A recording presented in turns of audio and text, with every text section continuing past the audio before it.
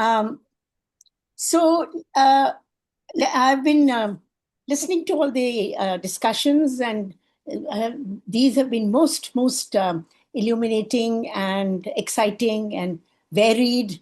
Uh, Close reading of Fireweed, uh, her conversations, her writing, her life, and so on. Uh, I will focus primarily on the fact that we in South Asia, and I think it's true of me as well as Gitanjali, we actually came across Gerda Lerner as the kind of a godmother of uh, women's history, with a critical, analytical way of writing, whatever she wrote. So, if she was writing something like Just a Housewife, there would be something of there which would be most exciting to take back. If she wrote something on The Lady and the Mill Girl, for instance, she'd be able to point to the uh, differing ways in which women's histories could be approached, because the lives of the two categories of people would be somewhat contradictory and perhaps not have a point of meeting. So, for all these reasons, Gerda was very exciting to come to and read carefully afterwards. But in a strange way, I bumbled into discovering Gerda Lerner. Now, I will, in the interest of uh, comprehension and detail, I will read what I've written on Gerda Lerner based on my interactions with her, and also point to an interview that I did with her, whose audio perhaps I should make available to the Gerda Lerner archive if it doesn't exist already there. So let me, with those preliminary comments, let me get into the paper itself. In the year 2006, um, the date on the tape recorder says 8th April. I interviewed Gerda Lerner to get a sense of how she reflected back on the emergence and development of women's studies as a field of knowledge. I got to know her in November 1990 in circumstances I will describe shortly.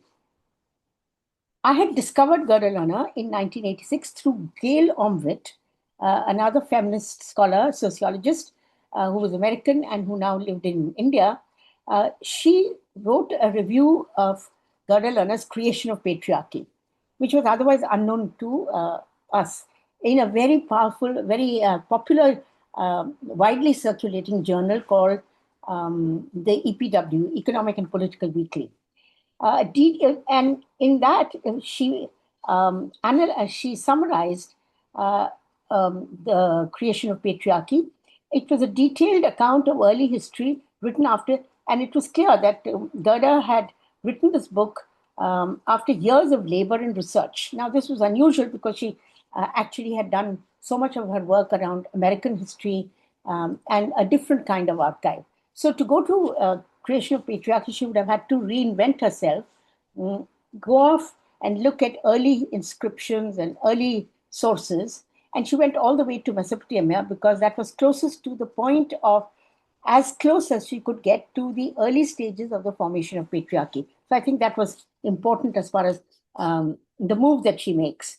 And it was written after years of labor and research. Since the book had a sweep had a sweep in terms of time, even as it was focused on the early historical period in Mesopotamia, its starting point was the present in terms of the questions asked of the past by a feminist scholar located in the 20th century. In a sense, I shared that location because I was supposed to be a scholar of early Indian history who seemed to be driven by questions of the present, and therefore my research drove me to ask questions around inequality um, along the axis of class, but much more so caste and gender. Gerda had been active in the organizations of feminist historians and had written widely on women's history, beginning with the with uncovering American women who had lived unconventional lives and shaped their own destinies. She had also written her, her biography of the Grimke sisters, who played an important role in the drive towards the abolition of slavery, is well known. She had also written a number of essays, one of which I just mentioned I regard as a classic. Its title is Just a Housewife. And I found this absolutely fantastic piece of writing. It gives an idea of an analysis of domestic labor, unrecognized and undervalued.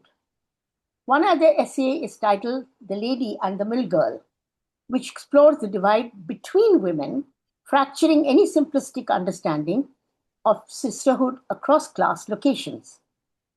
Gerda seems to have drawn from her own rich experience of life in analyzing issues of others that others may have regarded as too trivial to write about in a feminist history of work.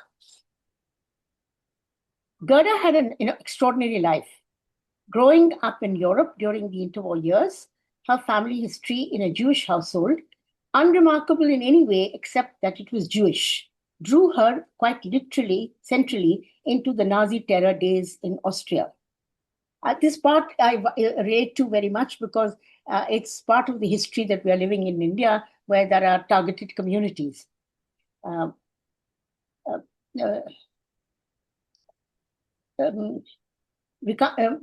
in her powerful autobiography titled Fireweed, she recounts her growing up years drawn into left-wing activism. As an active student communist, she may have been noticed by the unfolding of the reign of terror unleashed by Hitler. But in her autobiography, she is unsure of what specifically she had done to put her in jail even before she had finished her final exams to complete her schooling.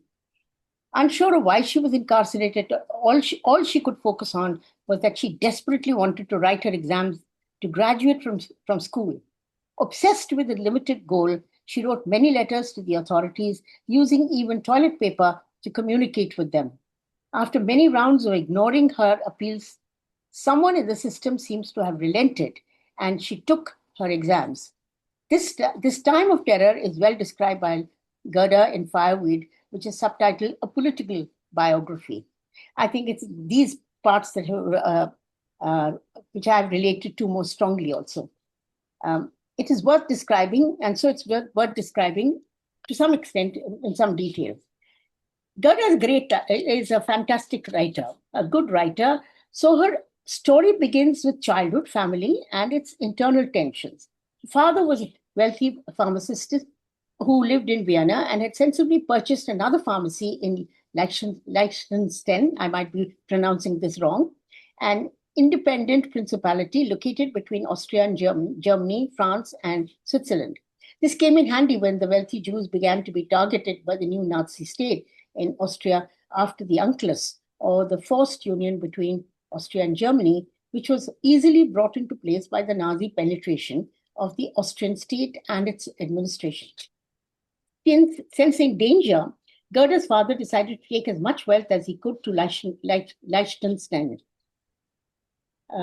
He hoped to be able to return soon after the madness blew over. Before he left, he reassured the family that nothing would happen to them. But he was wrong. The SS came searching every corner of the house, looking for hidden money. They stripped the walls, looking for safes hidden behind the wallpaper, raiding every nook and corner, and abusing the family before they left. I mean, all this I relate to very much because we are going through troubled times in India, and some of my young students, young friends, have gone to jail for doing nothing, virtually nothing. The family comprised of a mother, two girls, and the elder of whom was Gerda, and a grandmother who lived in the flat below. They breathed a sigh of relief when they went off. But the next week they came again. This time they took mother and elder daughter Gerda away, leaving the younger sister with the grandma. This began her prison time. Mother and daughter were separated. Gerda was placed in a cell meant for one person with three others who were already there.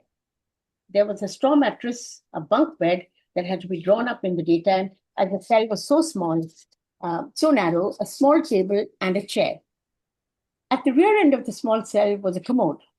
When all four sat in the cell, the commode toilet seat had to be used as a substitute chair. Any notion of privacy had to be thrown out of the cell. Like caged animals, the four sized each other up and then settled into some kind of guarded relationship. Apart from Gerda, who was there perhaps as a hostage for her father, a reasonably wealthy Jew who had fled the country, two others had socialist connections and were there for their political activities. Since Gerda had been a student communist, quite involved in activism, this was a shared politics that made for some kind of camaraderie. The crowded incarceration in the new political scene, where jailing people was the norm, meant a shortage of everything, not just jail space. Food was basic and minimal. Bread was given once a day in the morning, and portions had to be saved for the rest of the day. A liquid in a mug was given 3 times a day, a sort of coffee in the morning, and some kind of soup for the other 2 meals. Into this crowded, caged existence, one morning, a shivering, frightened gypsy girl of about 11 was thrust. She was terrified and hungry, and she wailed incessantly till she was taken away to God knows where. Gerda's description of jail is chilling. This is the part which I was moved and drawn to because of the histories, kind of shared histories, but one has not been a target directly. Through all of this, Gerda's limited goal was to take the school leaving exams, the Matura as it was called. It was this exam that got you into university, where Gerda had hoped to study philosophy. This kept her from giving in to despair. Despite her pleas, the date for the exams came with no indication that her pleas had been heard. She gave up resignedly, but suddenly midweek she was summoned to the Gestapo office where a bizarre interrogation began. Gerda had been identified as the crazy one who was fixated on the Matura exam. He looked at her papers, and the interrogator noticed that she had done a paper on the German ballad as part of her coursework. And he said, "Now, that's strange. That's a strange topic for a Jew. What can you possibly understand of the spirit of the German ballad?" He said. "I've read them all my life. I've studied them for 2 years. I probably know more about it than you do," Gerda said with asperity, and panicked the moment the words had tumbled out of her. In her crazy way, these things in the crazy way these things work, the Gestapo turned out to be a high school teacher. Only now he was Gestapo with the SS insignia on his black uniform. He noticed in amusement and said, and he tried to tell her that in most normal circumstances, he was a high school teacher with a special interest in the German ballad. Perhaps the Gestapo was impressed with Gerda, or she was Aryan enough in her looks and learning not to be condemned to more jail time, and so Gerda got let out. The exams had been postponed by a week for everyone, so she took her exam after all. Then, after a harrowing year of slowly planning to get out of Austria, selling off all their valuables, furniture, carpets, and other items for knocked down prices, as Aryans stomped all over their precious carpets, as there was no other way to sell, described with an acute sense of helplessness. Gerda and her mother were able to join the father in the little neutral principality where he had set up the pharmacy. That was only a temporary refuge, as there was absolutely no future for Gerda there. After a time of growing distance with her mother, with whom she had an extremely close relationship, she made her way out of Nazi Europe. Using strategy and opportunity, and she did that very effectively in this case, she made her way to America, where her boyfriend and political comrade had moved to. Gerda had hoped to be the means for the entire family to escape to Nazi Austria and Nazi Europe, but that never happened, as it was tough for even Gerda to be accepted into America. When she landed, she was almost interned because she was an unaccompanied young woman, and this meant she could be entering America to become a prostitute. That's all women can do if they have no other means of support. Gerda was finally let into the US through the intervention of her fiancé's relatives. In order to support herself, she took many jobs, including working in shops and factories. She drew upon these experiences to write numerous essays that have found their way into the collection of essays titled The Majority Finds Its Past. But she never saw her mother again, as the plans for her mother's travel to America never materialized. She was too distraught and soon too ill to actually make a new beginning anywhere else, least of all America. They wrote to each other, but their plans to be together just died in the time of Nazism in Europe. The phase of the Nazi witch hunt, the jail time, and the subsequent attempt to somehow keep living left their mark on Gerda for the rest of her life. She carried the marks of her early life, which affected all her relationships, including mothering her two children.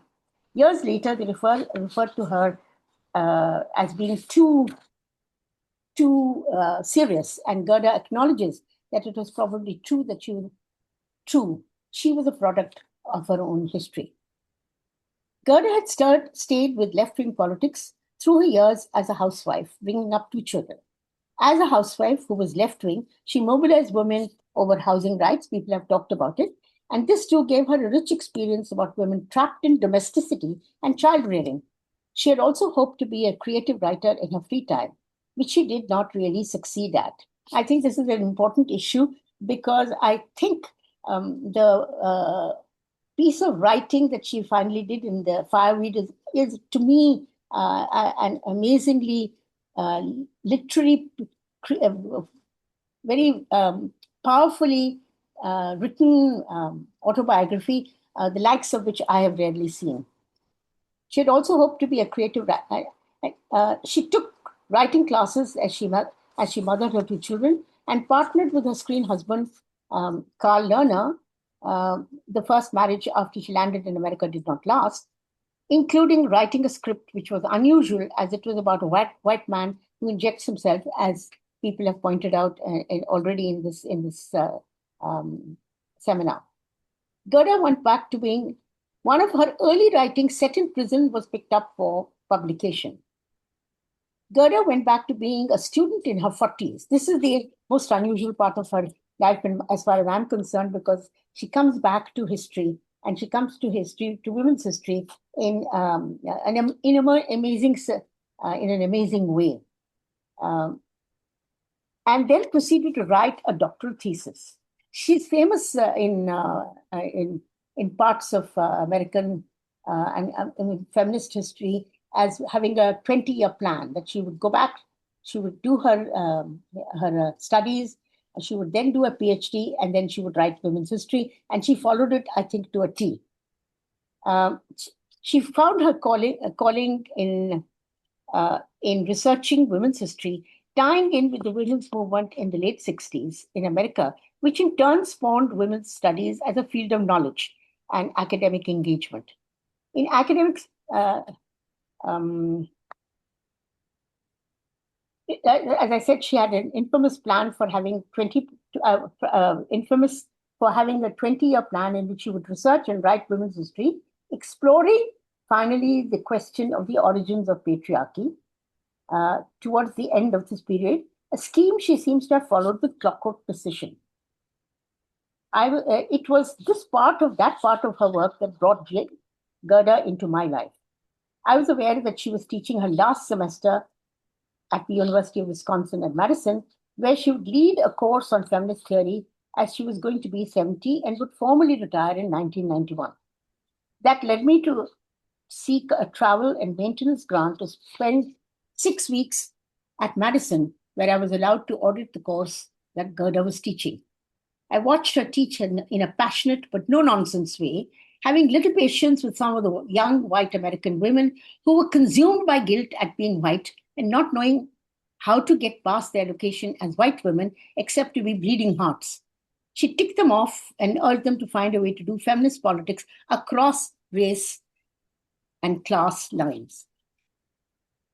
And this is one of the things that I have not forgotten about her, that she could be extremely blunt and forceful in her ticking off of people. I also spent some evenings, and this part of it is actually a very important part of my history.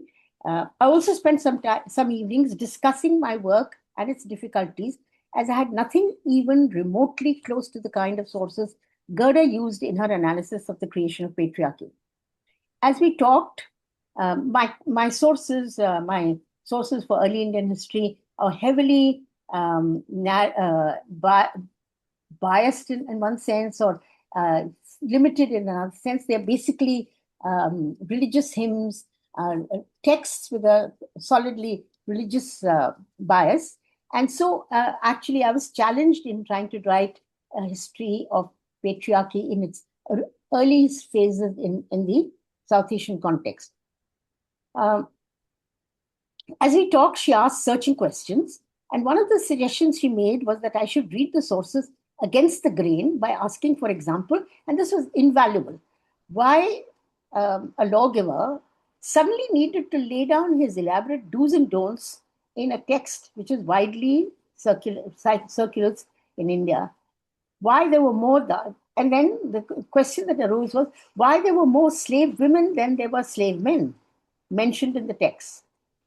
This was a feature of my textual sources.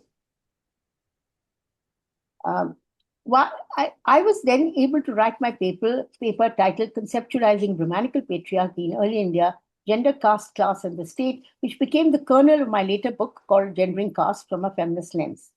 Now, this is the incident that is both poignant and in some ways striking. At an early point in our discussions, she hit the roof when I began to tell her about my sources and the evidence on slavery servitude in the text and the opposition between the terms dasa, which was slavery, and arya, which was supposed to be, in the early Indian context, it was supposed to be free men, noblemen. When I used the word arya, she blew a fuse. She was really furious. She blew a fuse, almost saying that I was a Nazi myself. I had to explain to her that the texts I was talking about were very, very old, even before the time of the Buddha, long before the Nazis began to use it to distinguish the Aryans as a race against the Jews. She calmed down, but the entire episode reminded me of how words too have such a loaded history and what care is needed when one writes. Nothing should be assumed, and how painful it is to be a targeted minority in history. It was my interaction with Gerda in 1990 that led me more than 15 years later to go and interview her.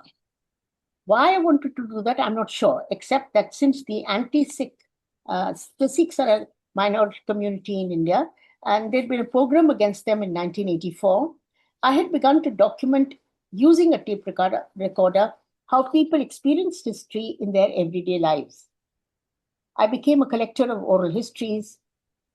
What I would do with them, I did not know, except that I needed to record the stories to be part of some archive for the future.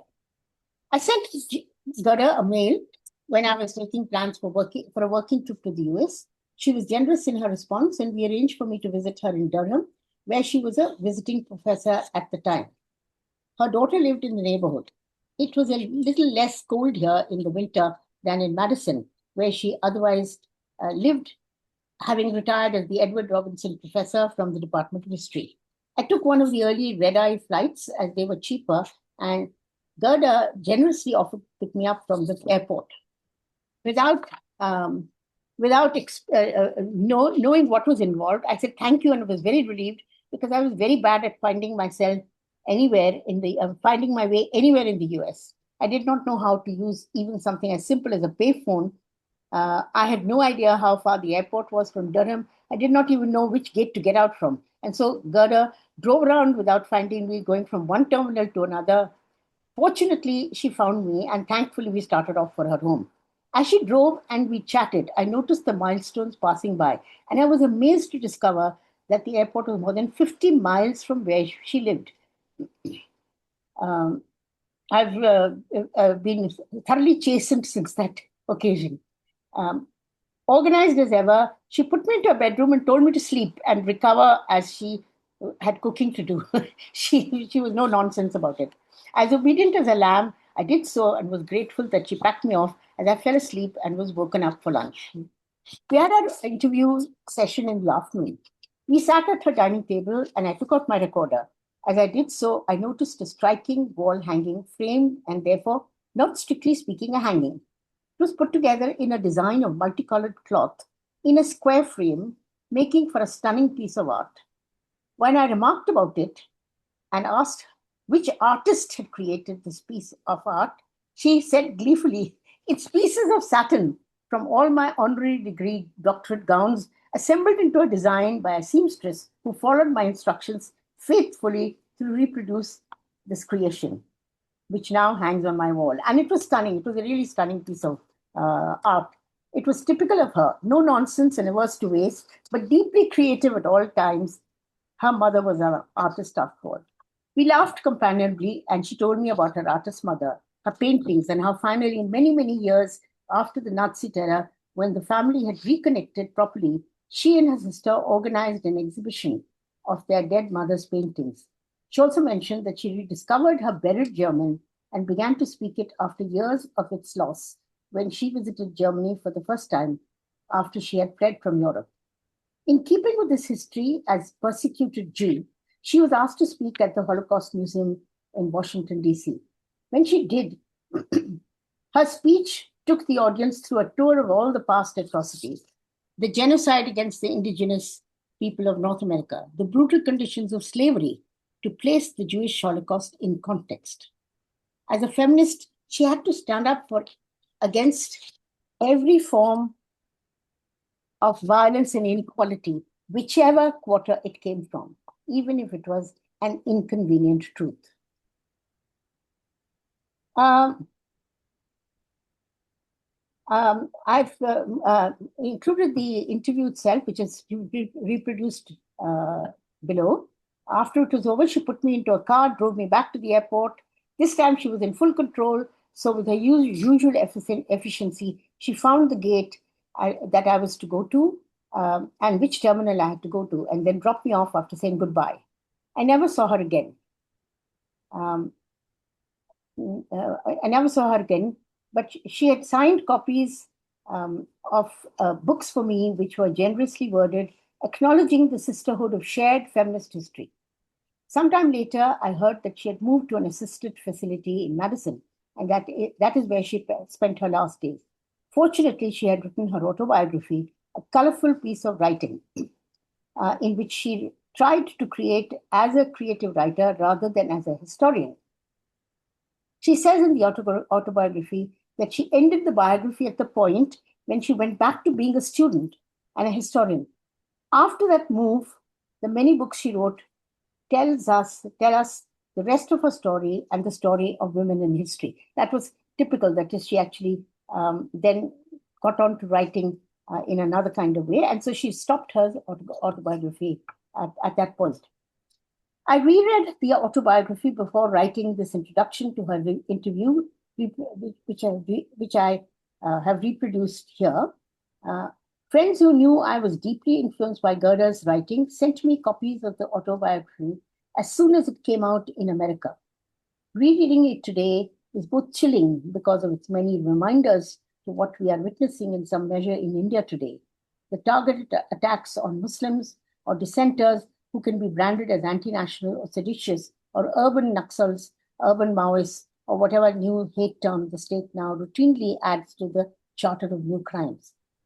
Gerda's life in America was also marked by terrible moments of hysterical reaction against dissenters for being un-American. She describes the McCarthy and McCarran committees hounding of writers, thinkers, and university teachers, a number of whom were jailed or lost their livelihoods as Hollywood decided to boycott those who were named in the lists. She does this in shorthand, bullet points in the last pages of the book, to link up with her life in Europe. But her autobiography also leaves us with hope, something Gerda never gave up on.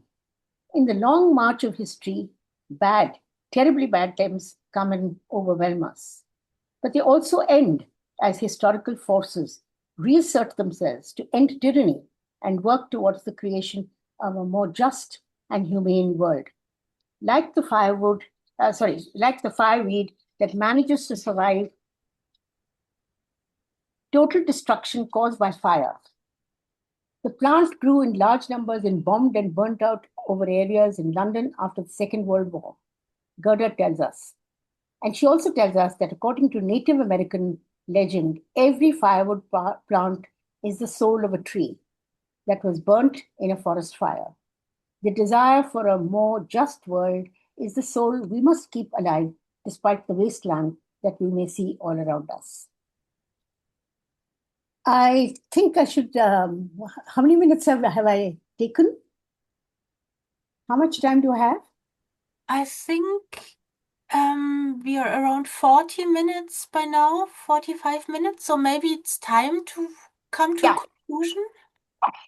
yeah. I think maybe it's time to come to a conclusion. Um,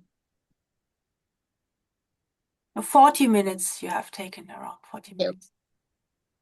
So I think the interview actually was interesting, and I will try and digitize it and maybe share it, and so that it can go into the Gerda Learner archive.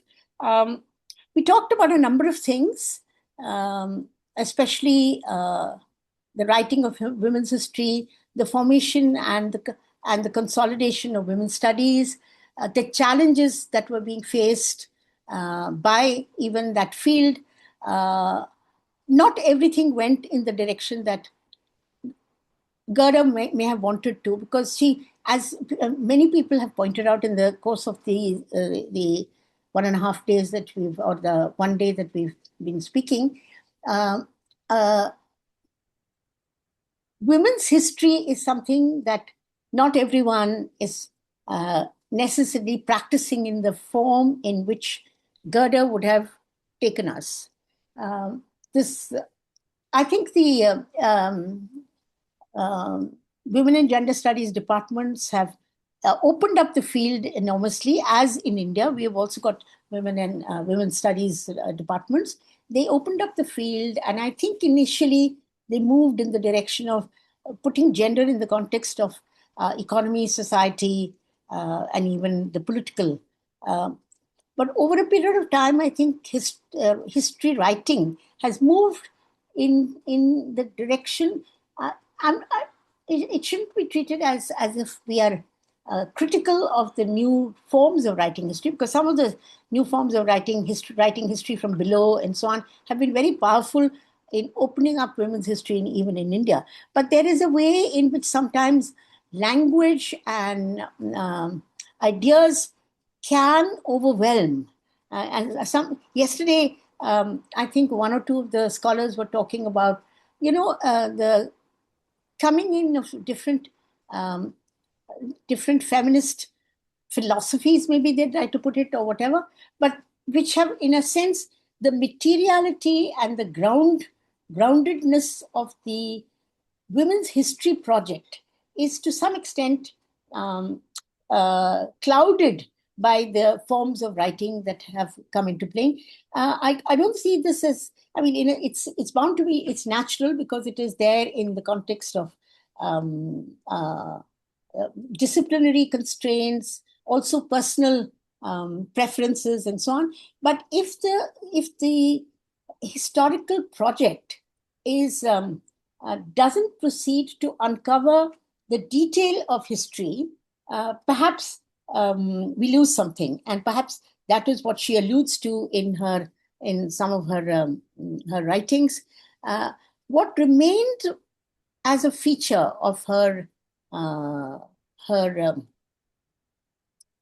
um, of her convictions and of her practice of history is the fact that uh, American academia had opened up the spaces for women's history as a field, and that this was yielding certain results. I mean, for instance, I think her own work, as I've pointed out, and of course, the most important work to that extent is the manner in which she not only explores multiple phases, but this Black women in white America is a classic. It's an absolute classic. And from our point of view in South Asia, it makes a lot of difference, because one of the tensions in feminist history writing in South Asia or in India is that we ourselves are a stratified community, uh, um, upper caste and privileged in some ways,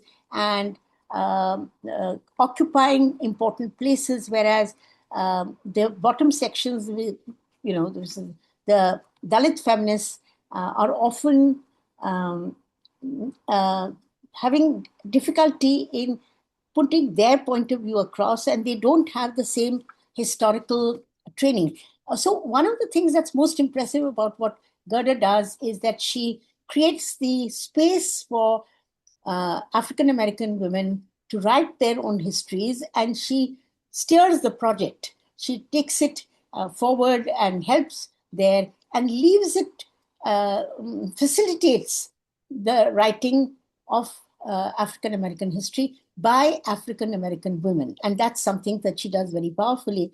And I think to that extent, she not only opened up the field, but she also, and I was very moved yesterday to hear that her writing is cited even in giving a woman, prisoner, someone who's being prosecuted, the defense uses a piece of her writing to actually let this accused person be freed. So, in that sense, I think it's how can one see?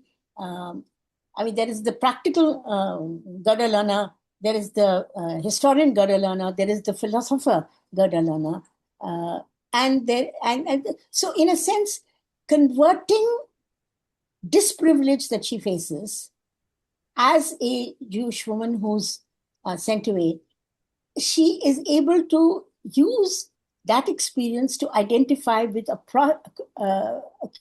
oppressed communities across. That, I think, is very powerful. And when she did her Holocaust speech, she made sure that when she was invited to the Holocaust Museum, she makes sure, she includes in it the history of targeting within America, and brings up Native Americans, the loss. I mean, every targeted, marginalized community is something that she puts into that speech and says, if we are talking about what the Holocaust did, let's talk about the Holocausts, the many Holocausts that have happened in history and in Europe and right there in America. So this, to me, is amongst the most powerful ways that she actually